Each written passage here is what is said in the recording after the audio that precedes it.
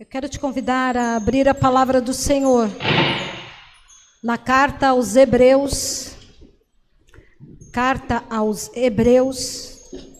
capítulo 12.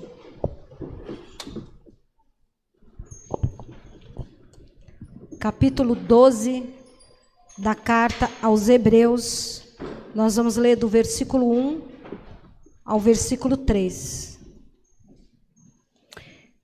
Diz assim a palavra do Senhor: portanto, também nós, visto que temos a rodear-nos tão grande nuvem de testemunhas, desembaraçando-nos de todo o peso e do pecado que tenazmente nos assedia, corramos com perseverança a carreira que nos está proposta, olhando firmemente para o autor e consumador da fé, Jesus, o qual, em troca da alegria que lhe estava proposta, suportou a cruz, não fazendo caso da ignomínia, e está assentado à destra do trono de Deus. Considerai, pois, atentamente aquele que suportou tamanha oposição dos pecadores contra si mesmo, para que não vos fatigueis, desmaiando em vossa alma. Vamos orar? Senhor Deus, Pai Todo-Poderoso, nós te louvamos, te bendizemos, te agradecemos pela tua palavra que nos alcançou.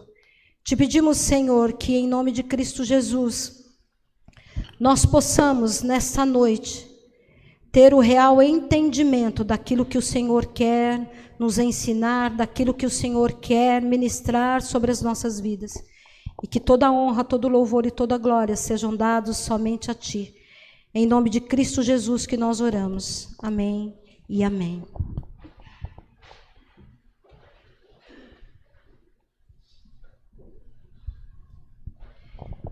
Meu irmão, minha irmã, o que é ser bem-sucedido? O que é ser alguém vitorioso? Se a gente for considerar o modo como a sociedade da qual nós fazemos parte pensa, nós podemos afirmar, sem medo de errarmos, que ser vitorioso, que ser bem-sucedido tem muito a ver com conquistas materiais, não é verdade? A situação financeira, uma boa situação financeira, ter uma carreira dos sonhos, com um excelente salário, propriedades, uma conta bancária aí com muitos zeros à direita. E você pode aí pensar em outros exemplos, pensar em outras questões que, se acontecerem ou se forem observadas na vida de alguém, nós podemos afirmar que essa pessoa é bem-sucedida ou que essa pessoa é alguém vitorioso, é alguém vitoriosa. Nós já falamos aqui sobre a filosofia da pós-modernidade. Na pós-modernidade não existe verdade absoluta, tudo é relativo, e na pós-modernidade o capitalismo exacerbado é o que vale. É a lei, a regra, é por onde se mede uma pessoa. Então nós podemos afirmar também que, de acordo com essa filosofia da pós-modernidade, vale mais a pena ter do que ser. Então, nós podemos concluir que, de acordo com os parâmetros da nossa sociedade, ser bem-sucedido é ter. Então, quanto mais eu tenho, mais bem-sucedido eu serei, mais feliz eu serei, mais vitorioso eu serei. Essa é a filosofia dessa era. E nós acabamos sendo convencidos disso. Ou somos convencidos pelo sistema, ou nós somos convencidos por nós mesmos. Porque nós acabamos repetindo tanto aquilo que nós acabamos acreditando. E começamos a viver dentro dessa filosofia.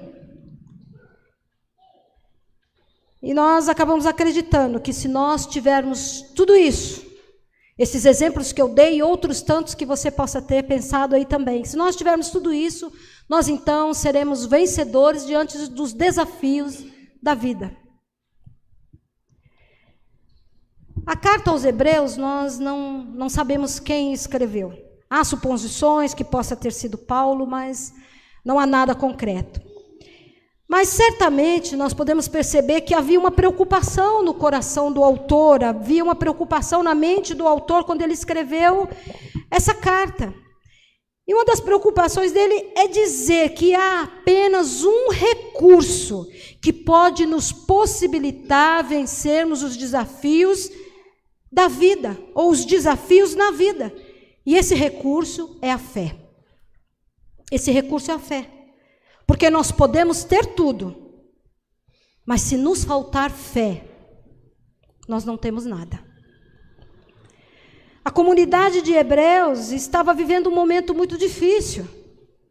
Eles estavam enfrentando muitos problemas, perseguições. Eles estavam sendo mortos, muitos dos seus bens haviam sido confiscados. Estavam empobrecidos, perseguidos, morrendo. Muitos eram mandados para as arenas, para enfrentar as feras, tudo por causa da sua fé. E eles então estavam desanimados, já estavam passando por isso há muito tempo, a fé deles já estava enfraquecida, porque eles estavam esperando que aquilo tudo passasse e aquilo não passava. Aquela situação não passava, pelo contrário, só piorava. Então, uma das intenções do autor a escrever essa carta é fortalecer a fé daquela comunidade. Angústias, problemas, desilusões podem nos desanimar e podem enfraquecer a nossa fé. As dificuldades da vida podem nos levar a deixar de acreditar e podem nos levar a duvidar. A duvidar. Lá em Marcos 4, nós encontramos a parábola do semeador, que nos é muito conhecida, que diz que o semeador saiu a semear. E ele foi lançando sementes, e as sementes foram caindo em vários solos. E num determinado momento, a semente caiu num solo espinhoso, num solo onde havia muitos espinhos. Esses espinhos representam as preocupações da vida. Esses espinhos representam as dificuldades que nós encontramos na nossa vida. E diz lá na parábola do semeador que esses espinhos sufocaram. A semente até nasceu, mas esses espinhos, a semente até brotou, mas esses espinhos sufocaram. E não houve fruto. Então é isso que muitas vezes os problemas da vida fazem com a gente. As preocupações são tantas que a nossa fé começa a ser enfraquecida. As desilusões são tantas que nós começamos a duvidar. Duvidar do quê? Duvidar das promessas de Deus sobre nós. Duvidar do cuidado de Deus, duvidar do poder de Deus. Num contexto de sofrimento, num contexto de angústia, num contexto de perseguições, a fé dos hebreus estava sim enfraquecida. A fé dos hebreus estava vacilante. Então a intenção do autor é animar essa comunidade. E se esse texto chegou até nós, há um propósito de Deus também de nos animar, de nos fortalecer, de restabelecer uma fé e fortalecer essa fé. O que tem desanimado você? O que tem tentado enfraquecer a sua fé? Quais são os espinhos, os problemas, as preocupações dessa vida que tem muitas vezes tirado o seu sono? Que tem muitas vezes te deixado frustrado, te deixado desanimado, te enfraquecendo, te fazendo duvidar. Quais são os problemas? O que tem te desanimado? Durante toda a palavra de Deus, quando nós lemos, nós vemos as diversas promessas que Deus fez para o seu povo. E não foi só para aquele povo, daquela época, do povo, do tempo da Bíblia, é para mim e para você. É para todos aqueles que creem no Senhor. Para todos aqueles que confessaram e confessam Jesus Cristo como Senhor e Salvador das suas vidas. Essas promessas, então, são para mim e são para você também. E nós vemos na Bíblia diversos relatos de muitos que esperaram um longo tempo pelo cumprimento dessas promessas. E vemos até alguns que morreram sem que essas promessas se cumprissem nas suas vidas, enquanto estavam vivos. Um grande exemplo que nós temos é Abraão. Abraão recebeu a promessa que seria pai de uma grande nação. Mais do que as estrelas do céu, mais do que a areia do mar. Hoje nós vemos isso, mas Abraão não viu, mas ele creu. Ele creu que isso aconteceria, ainda que ele não visse. Nós temos um grande agente desafiador para a nossa fé, que é o tempo. O tempo desafia a nossa fé a todo momento. Porque isso também é uma outra filosofia da pós-modernidade, né? Tempo é dinheiro. Então, perder tempo é perder dinheiro. Perder tempo é perder coisas que eu poderia conquistar. Lembra da filosofia? Eu só sou feliz, eu só sou bem-sucedido se eu tiver.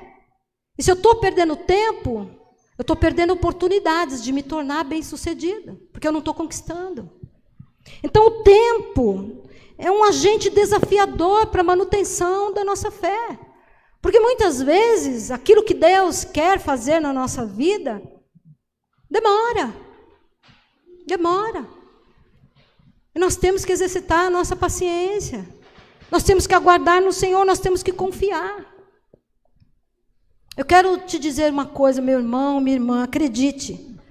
Tudo aquilo que Deus prometeu na sua vida, para a sua casa, para a sua família, para o seu ministério, tudo que Deus prometeu vai se cumprir. Você tem que acreditar nisso. Você tem que acreditar, porque senão a sua fé, ou você estar aqui essa noite, ou você estar nos acompanhando, não faz sentido. Nós temos que acreditar nas promessas de Deus para nós. Nas promessas que nós pecamos, quando nós nos arrependemos, nós somos perdoados, por exemplo.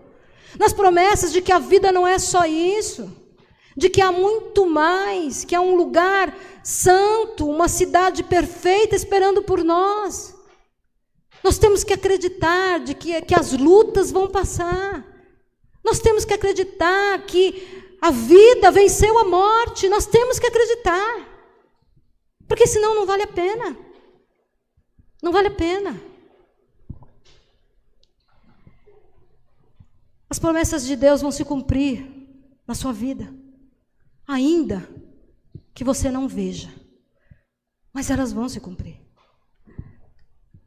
No capítulo 11, que nós não lemos, o versículo 1 diz que a fé é a certeza de coisas que se esperam e a convicção de fatos que não vemos. E essa frase, lida por alguém que não tem fé, parece uma frase de alguém um tanto maluco, né? Como é que eu posso ter certeza que vai acontecer aquilo que eu espero? Porque se eu espero, eu não tenho certeza, eu ainda estou esperando. Mas a fé me faz ter certeza. E como é que eu posso ter uma plena convicção daquilo que eu não estou vendo? Isso é fé.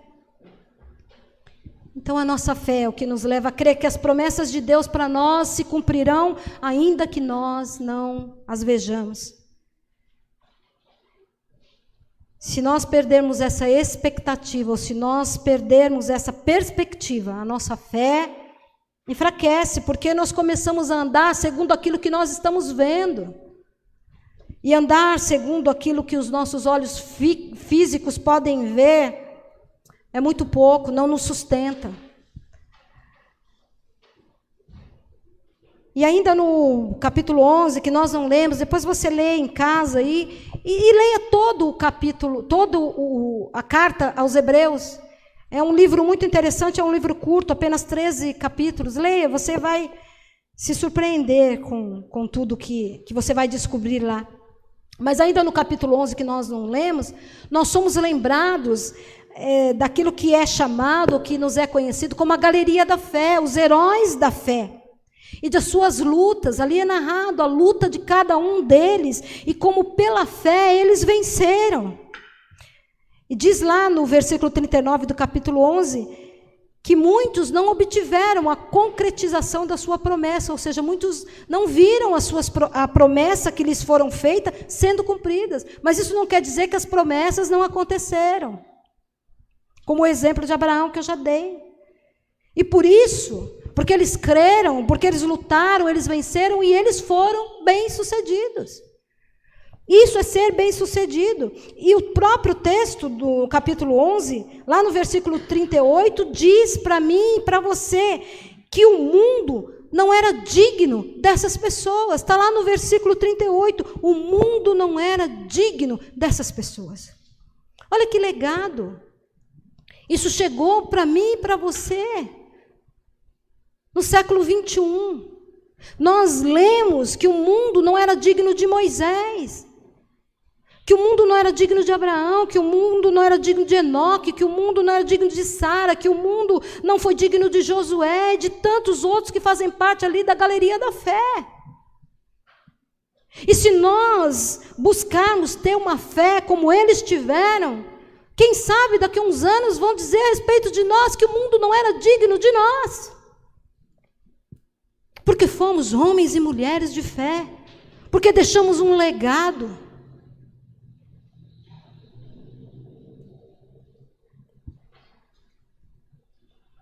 No texto que nós lemos, nós percebemos que o autor faz aí uma analogia entre a nossa trajetória, entre a nossa vida, a nossa caminhada e uma corrida. Uma corrida, uma maratona ou uma corrida com obstáculos, se nós formos pensar na vida. E ele deixa claro para nós que essa corrida só pode ser cumprida, que essa maratona só pode chegar ao final se nós tivermos fé, se nós caminharmos de fé em fé. O autor escreveu essa carta para os judeus que se converteram ao cristianismo. E porque por causa dessa fé, por causa da sua conversão, estavam sendo perseguidos.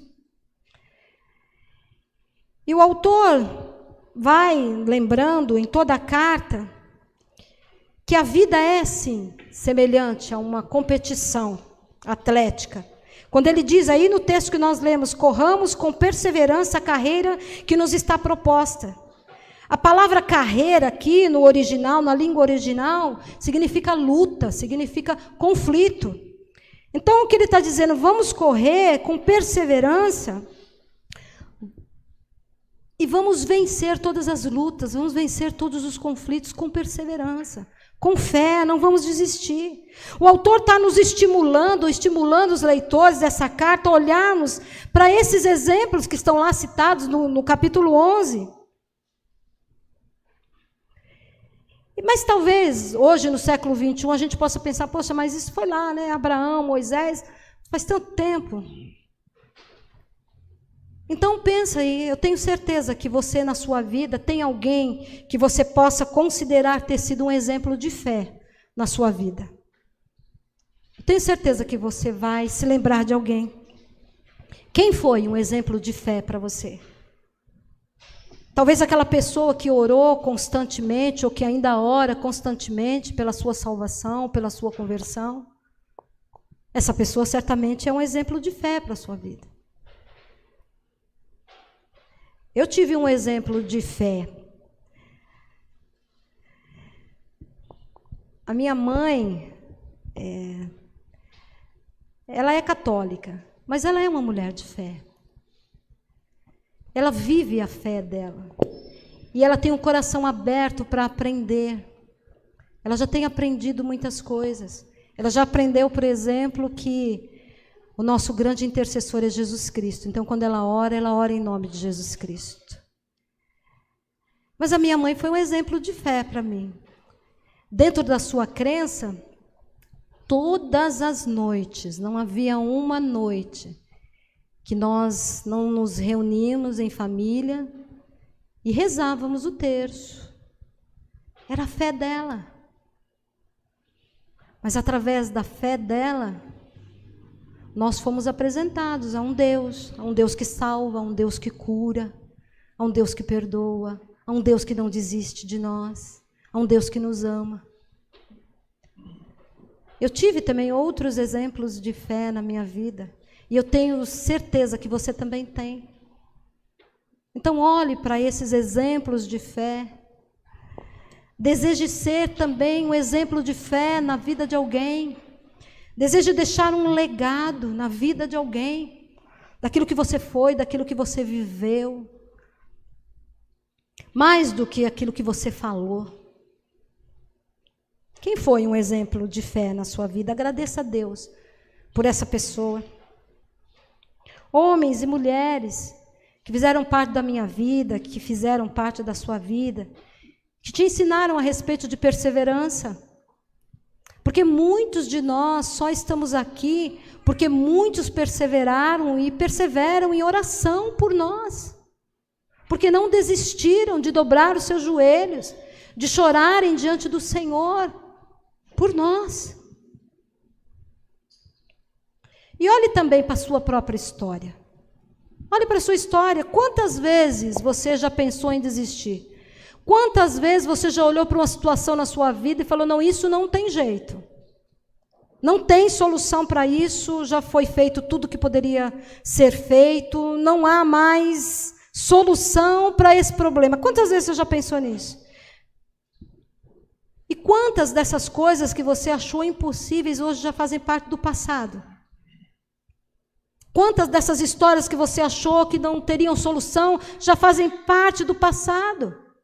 E ainda que você tenha lutas hoje, no presente, todos nós temos, pense, há quanto tempo você já vem resistindo? Há quanto tempo o Senhor vem te sustentando? Então você sabe sim que é possível vencer as lutas, por mais impossíveis que elas pareçam. É sim possível vencer, não na minha força, não na sua força, mas na força daquele que tudo pode, que é o nosso Senhor.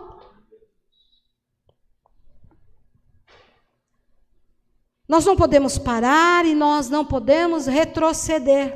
O Salmo 126, versículo 6 diz, quem sai andando e chorando enquanto semeia, voltará com júbilo, trazendo os seus feixes. Ainda que seja chorando, meu irmão, ainda que seja debaixo de muito pranto, nós não podemos parar.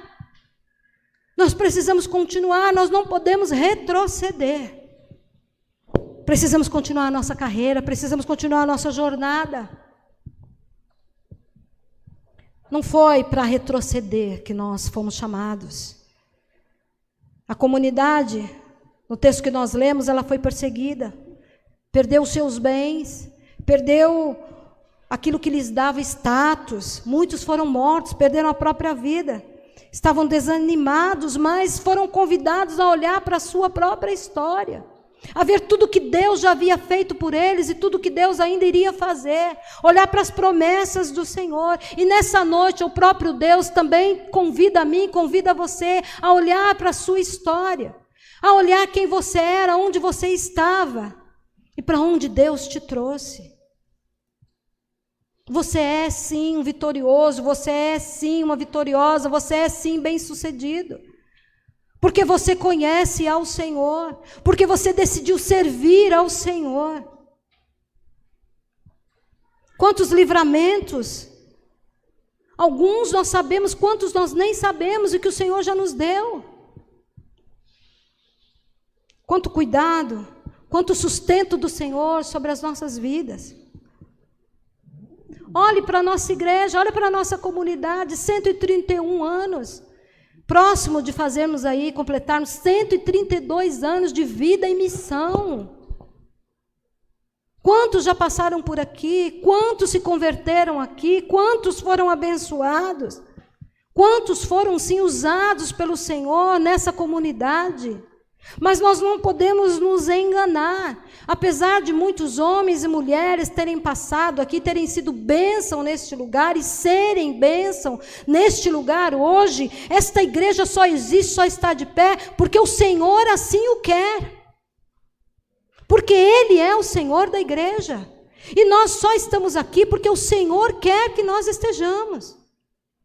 Então, as nossas lutas só serão vencidas pela graça do Senhor atuando nas nossas vidas. Não é pelas nossas capacidades, Não é pelas nossas competências, é pela graça e pela misericórdia do Senhor.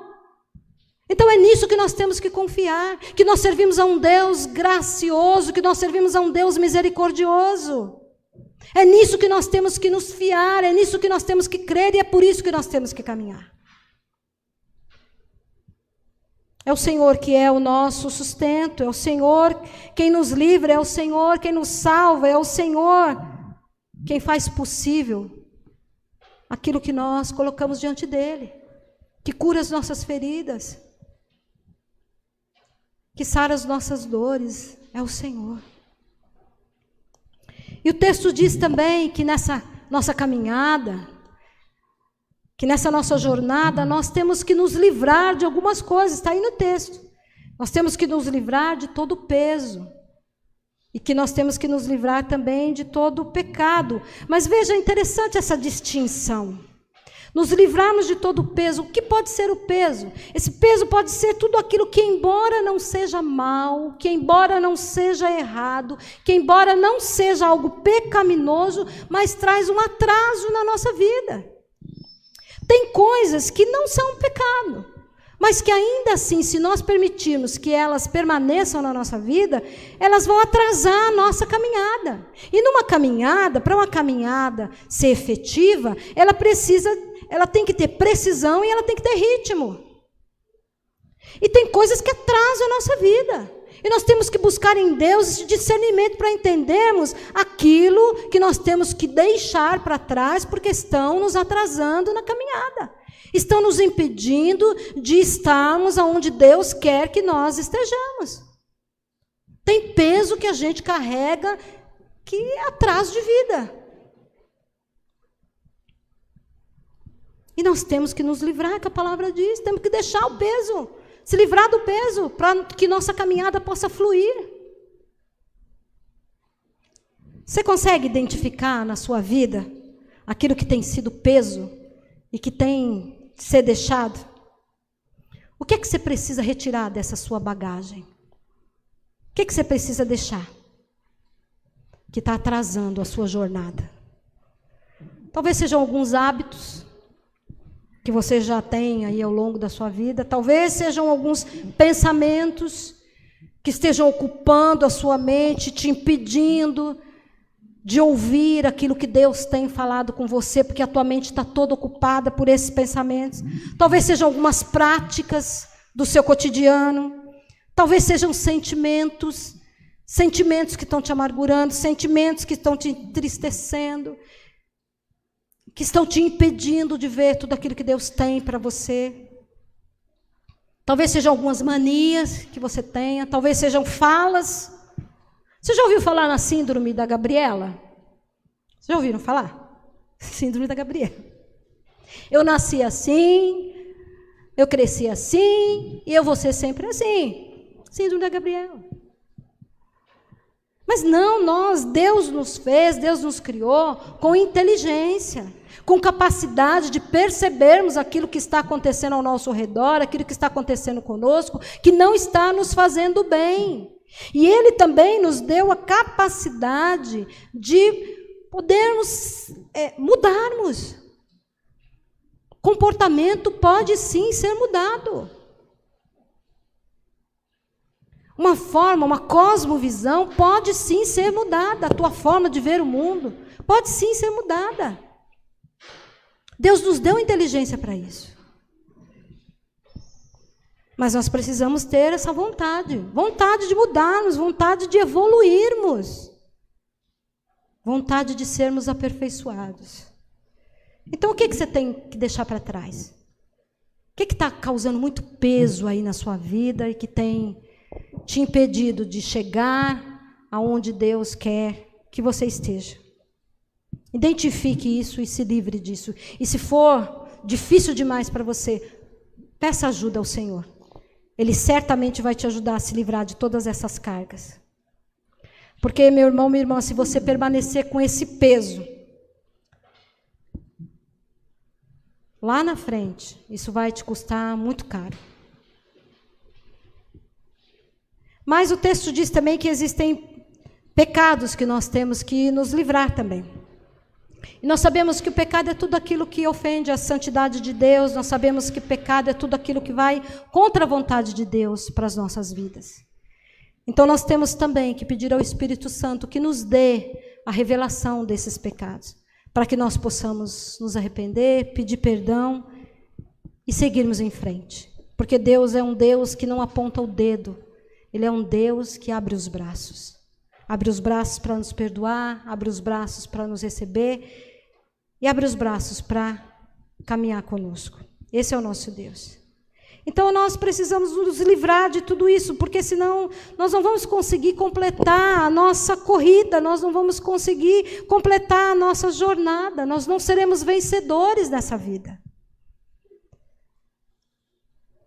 E o texto diz mais, o texto diz também que essa nossa carreira, que essa nossa jornada, que essa nossa caminhada, ela tem que ser feita com perseverança. Com perseverança. E aí a gente pode pensar, né? Comparando aí a vida com uma corrida com obstáculos, né? Quantos obstáculos nós temos que superar? E nós temos que ser perseverantes para superar esses obstáculos. Pensando numa maratona, quanta paciência nós temos que ter para percorrer todo aquele caminho, para dar conta de todo o percurso, para não nos cansarmos, para não desanimarmos. É preciso ter também uma disciplina. Nós precisamos estar preparados. Um maratonista precisa estar preparado, senão ele não consegue chegar ao final da maratona. E como que nós nos preparamos? Lendo a palavra de Deus, orando, buscando a palavra do Senhor, buscando a presença dele nas nossas vidas. Isso que nos fortalece, isso que nos dá ânimo para que nós continuemos a nossa jornada. Se nós quisermos ser bem-sucedidos, nós precisamos nos esforçar. Há uma parte que é nós que fazemos. Deus sempre faz a dele, mas há uma parte que é nossa. Então nós precisamos insistir, nós não podemos nos desanimar diante dos obstáculos e nem diante das batalhas perdidas, porque há algumas batalhas que a gente perde. Mas isso não deve nos desanimar, porque a luta, a batalha final, a grande guerra, isso, a palavra de Deus nos garante que nós já vencemos. Então, diante daquelas pequenas batalhas diárias, do dia a dia, que às vezes nós perdemos, olha o que Paulo nos diz, lá em Filipenses, no capítulo 3, a partir do versículo 13, da parte B. Uma coisa eu faço, esquecendo-me das coisas que ficaram para trás e avançando para as que estão adiante, eu prossigo para o alvo, a fim de ganhar o prêmio do chamado celestial de Deus em Cristo Jesus. Eu tive algumas batalhas que eu perdi, algumas coisas não aconteceram na minha vida da forma que eu esperava, mas eu não vou ficar preso a esse passado. Eu vou olhar para frente, eu vou caminhar, porque eu tenho um alvo, eu tenho um objetivo. E esse objetivo, como nós cantamos, é a coroa. É a coroa da glória que nos espera, a soberana vocação em Cristo Jesus. Eu tenho um alvo. Então eu não posso parar, eu não posso retroceder, eu não posso permitir que essas pequenas derrotas ou grandes derrotas do passado me prendam e me impeçam de continuar caminhando. Eu prossigo para o alvo. Porque eu tenho um objetivo, eu sei aonde eu quero chegar. Nada na vida que é conquistado de maneira fácil é valorizado. Tudo aquilo que nós conquistamos com esforço, isso sim nós valorizamos. O texto diz também que além de nós olharmos para essas diversas testemunhas e olharmos para a nossa própria história, nós precisamos olhar para o maior exemplo que nós temos de fé, que é o próprio Jesus Cristo. Está aí no versículo 2, o autor e consumador da nossa fé, Jesus Cristo.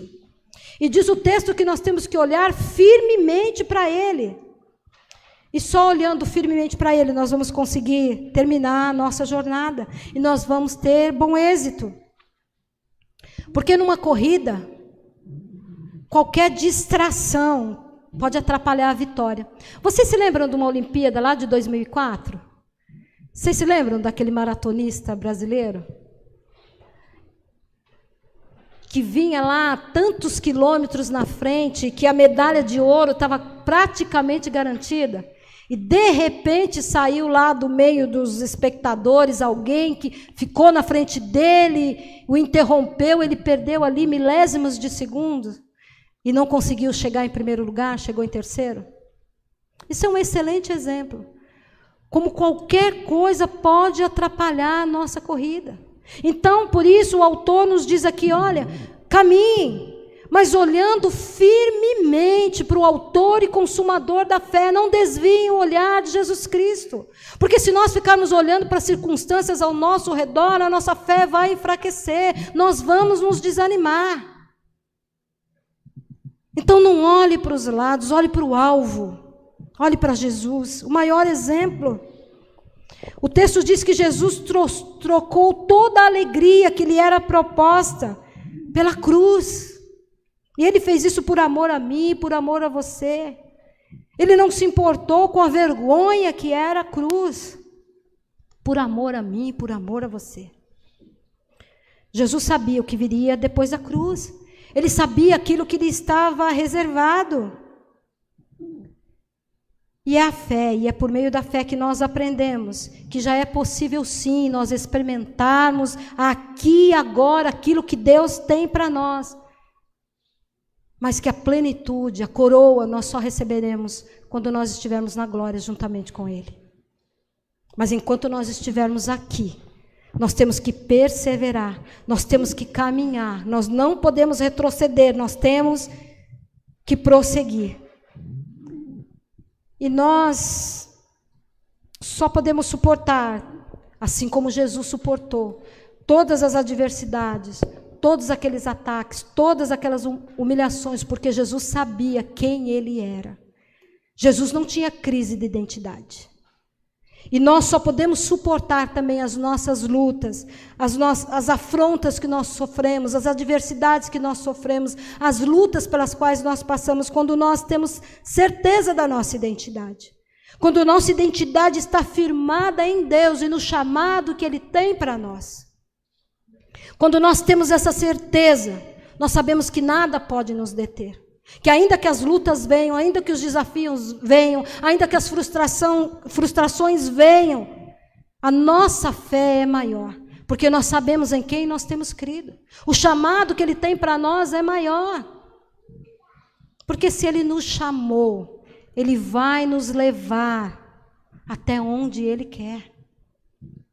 Se é propósito dEle, vai sim se cumprir. O texto nos adverte, olhem para Jesus, pensem em Jesus, olhem para o exemplo de Jesus, firmem-se nesse exemplo. Sabe por quê, meu irmão, minha irmã? Porque haverá momentos na nossa vida que nenhum recurso humano será capaz de nos ajudar. Haverá momentos na nossa vida que nenhuma influência humana poderá nos ajudar. Por mais contatos que nós tenhamos, nenhum desses contatos poderá nos ajudar. Haverá situações e momentos na nossa vida que nenhuma das nossas competências poderá nos socorrer. Haverá momentos na nossa vida, haverá desafios na nossa vida que nem mesmo as nossas experiências, mais profundas que elas sejam, poderão nos ajudar, poderão dar conta de nos ajudar a vencer. Haverá momentos na nossa vida, meu irmão, minha irmã, que somente a nossa fé poderá nos encorajar e poderá nos sustentar e nos animar para que nós possamos prosseguir. Então, por mais oposições que nós tivermos, por mais perseguições que nós sofremos, por mais frustrações, por mais tristezas, por mais desilusões, se nós olharmos firmemente para Jesus, nós seremos renovados, nós seremos fortalecidos e nós haveremos de vencer. Reconheça que você depende dele. Reconheça que precisa dele. Que precisa dele até mesmo para ter fé. Porque até para isso nós dependemos do Senhor. Porque a palavra diz que a fé é um dom de Deus. Então, peça fé ao Senhor. Eu quero te convidar a fechar os teus olhos. A se colocar na presença do Senhor, a abrir o seu coração. para o Senhor. Para assumir diante do Senhor aquilo que está te desanimando, aquilo que está enfraquecendo a tua fé.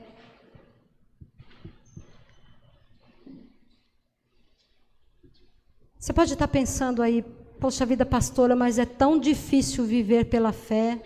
É sim, meu irmão. É sim, minha irmã. É muito difícil viver pela fé. Mas é possível. É possível. É possível aprender a viver pela fé. A nossa caminhada nos ensina. Talvez nessa noite que você precise olhar para a sua história e se lembrar quantos livramentos o Senhor já te deu, quantas coisas que pareciam impossíveis e que hoje já estão resolvidas. Talvez é olhar para os exemplos de fé que você tem, olhar para a palavra de Deus e ver quantos que sofreram, mas que não desistiram do Senhor, que continuaram caminhando, que continuaram crendo. Se coloque na presença do Senhor. Coloque diante do Senhor o grande desafio que você tem, que pode ser no seu trabalho, que pode ser na sua casa, que pode ser com relação ao futuro, que pode ser na sua família, que pode ser nos seus relacionamentos. Mas declare que pela fé todos eles serão vencidos em nome de Cristo Jesus. Essa fé está disponível para mim, essa fé está disponível para você, essa fé está disponível para todos nós. Então peça ao Senhor: Senhor, me dê fé. Senhor, aumente a minha fé. Senhor, eu preciso de fé. Enquanto você ouve essa canção, fale com o Senhor.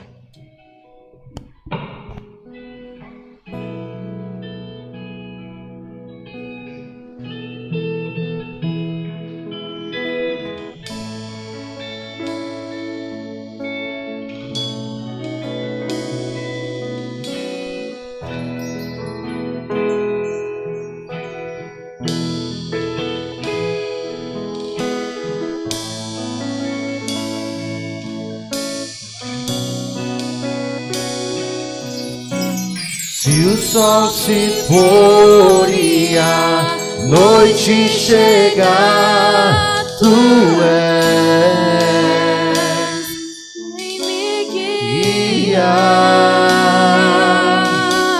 Se a tempestade Me alcançar, tu és meu abrigo.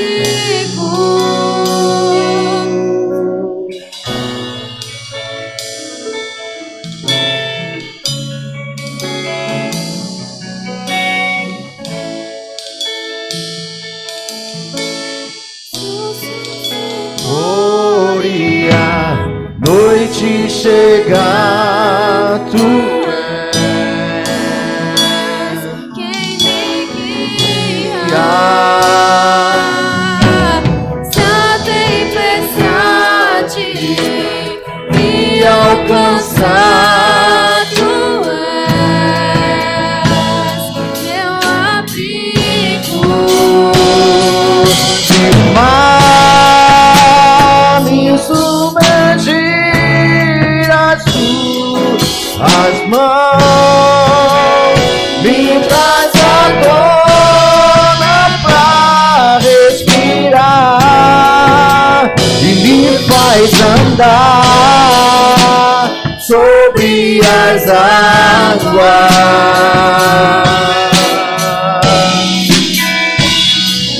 Tu és o Deus da minha salvação,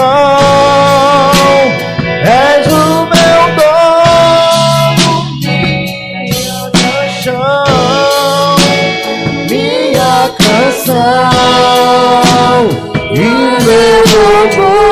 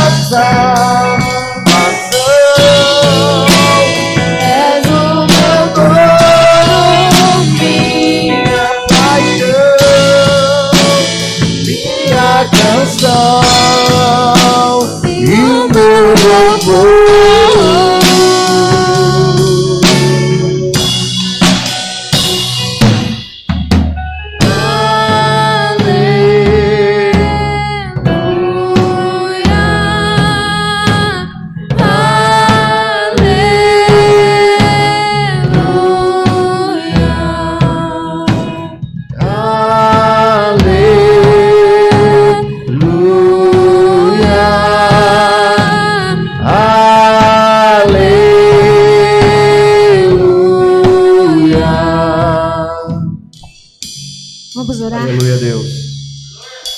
Pai querido, muitas vezes nós somos desanimados, Senhor, nós nos sentimos ameaçados diante de tantos desafios que a vida nos impõe.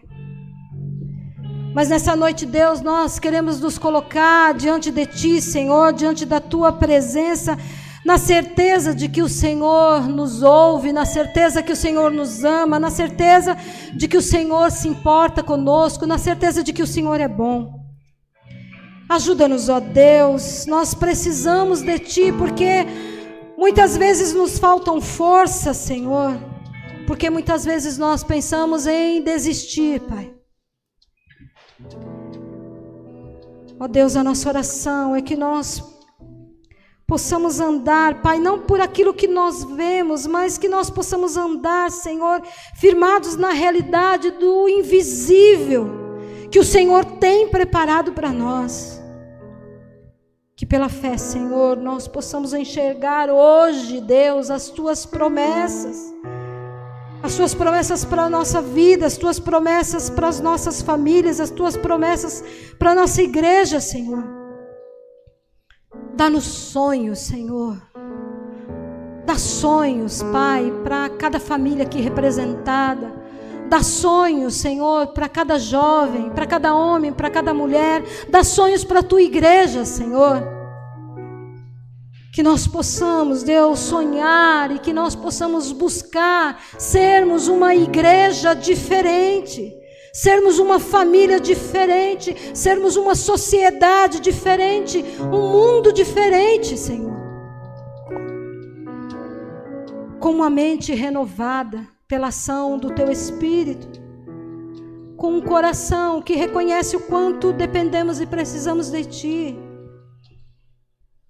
com uma mente e com um coração que permanecem firmados em Ti e na Tua vontade, Senhor. Derrama sobre nós, Pai, fé. Precisamos de fé, Senhor. Deus, que a Tua igreja cresça, Senhor.